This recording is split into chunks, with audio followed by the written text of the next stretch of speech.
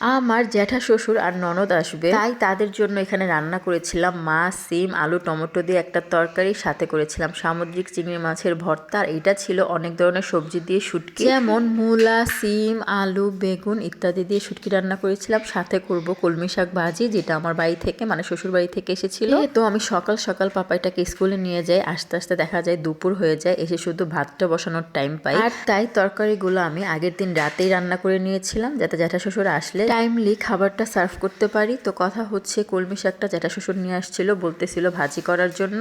ভাবলাম কলমি শাক ভাজি করতে আর কতক্ষণই বা লাগবে। তো সুন্দর করে কেটে কুটে ধুয়ে ভাজি করে ফেললাম। তো এই তো দেখতে পাচ্ছেন সব ধরনের তরকারি বাটিতে বাড়া শেষ, এমনকি জ্যাঠা আর আমার পাপাইটা মিলে খেতেও বসে গিয়েছে। আমার শ্বশুর বলেন আর জ্যাঠা শ্বশুর বলেন, যখনই আসবে দেখা যাবে যে রান্নাঘরে বসে বসে আমার রান্না দেখবে আর গল্প করবে, নয়তো খেতে খেতে গল্প করবে। তেমনই গল্প করতে করতে খাচ্ছিল। তারপর আমি আর আমার ননদ একসাথে বসে খেয়ে নিলাম। সবাই তো খেয়ে দিয়ে ঘুমাচ্ছিল, তো আমি আর ননদ কথা বলছিলাম। আর হঠাৎ করে মনে হলো যেহেতু শীতকাল, আর শীতকালে জ্যাঠা শ্বশুর আসছে, কেন না পিঠা বানানো যাক। তো যেই বাবা সেই কাজ, সেওয়াই পিঠা বানাতে চলে আসলাম। যেই মাত্র আমি বলেছি আমি সেওয়াই পিঠা বানাবো, আমার ননদ বলছিল আপনার সাহস তো কম না, এর আগে বানিয়ে আপনার না পিঠ ব্যথা করছে, ঘাড় ব্যথা করছে, আবার বানাবে। মানে আগেরবার যখন ও আমার বাসায় আসছিল, তখন আমি সেওয়াই পিঠার কাইপ প্রথম ধরেছিলাম, ধরে মানে অনেকগুলো ধরে ফেলেছিলাম। তো আর যেহেতু আমি একটা একটা করে কাটি, সেজন্য দেখা যায় যে পিঠ ঘাড় ব্যথা হয়ে যায়। তো সেদিনের খারাপ অবস্থা দেখে ননদ তো মনে রেখে আজকে আবার আমাকে ওয়ার্নিং দিতেছে যে কেন বানাচ্ছি। আমি থাক একটু বানাই, ওই দিন তো বেশি বানিয়ে ফেলেছিলাম, আজকে একটু কম বানাই।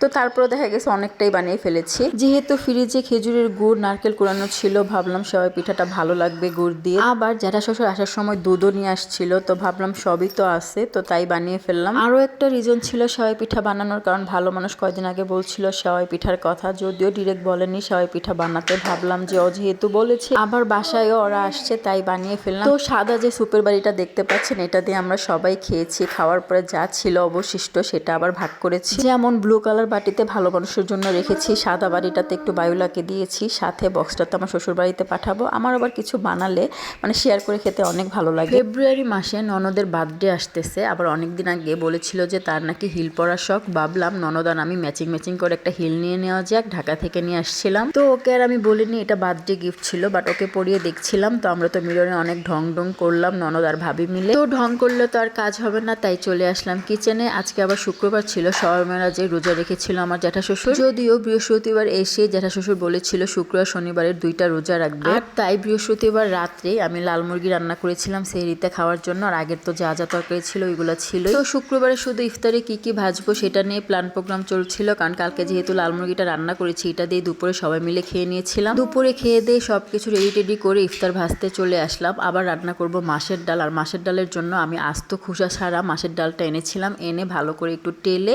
তারপর ব্লেন্ডারে আধা ভাঙ্গা করে নিয়েছিলাম, কারণ মাছের ডালটা আধা ভাঙ্গা হলেই ভালো লাগে, একদম গুঁড়া হয়ে গেলে মাছের ডালটা খেতে ভালো লাগে না। আমার কথা হচ্ছে মানে আমরা যেভাবে খাই সেটা হচ্ছে হালিমের মতো, যেমন দানা দানা থাকে তেমন দানা দানা মাছের ডাল থাকবে। তো এদিকে মাংস আলু দিয়ে একটা চপ বানিয়েছিলাম, এটা ছিল একটু ছোট ছোট ফ্রাইড চিকেন। আর এগুলো ছিল আমার পাপাইটার জন্য ঝাল ছাড়া আলুর চপ, এগুলো ছিল আমি ননদ আর ভালো মানুষের জন্য। তো এদিকে কিছু ফ্রুটস কেটে নিলাম, ডিম সিদ্ধ করে নিলাম। আর এই তো দেখতে পাচ্ছেন মাসকলাইয়ের ডালটা আধা ভাঙ্গা করে নিয়েছি। আর এদিকে জ্যাঠা শ্বশুরের জন্য ইফতারের প্লেটা সাজানো শেষ হয়ে গিয়েছে, ছোলা বোনা দিয়েছি, চিকেন আলুর চপ, ধনেপাতার চপ, লেবুর শরবত, সাথে ফ্রুটস আর ডিম সিদ্ধ। আর 2-3 মিনিট পরে ইফতারের টাইম হয়ে যাবে, ননদকে দিয়ে পাঠিয়ে দিলাম। আল্লাহ হাফেজ, আসসালামু আলাইকুম।